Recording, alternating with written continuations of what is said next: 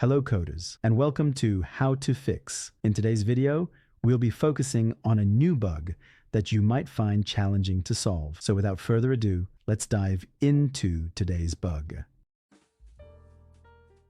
Let's start by executing code 1 to stimulate the error and watch the result.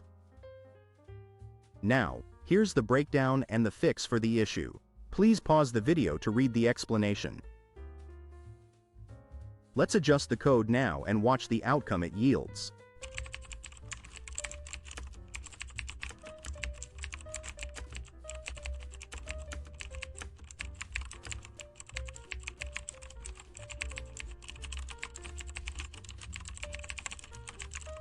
And just like that, the code is running smoothly and our output is on point.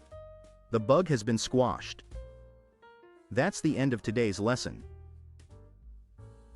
If you found this walkthrough practical, don't forget to press the like button and subscribe to our channel for more code repair videos. Stay enthusiastic, keep advancing, and happy coding everyone.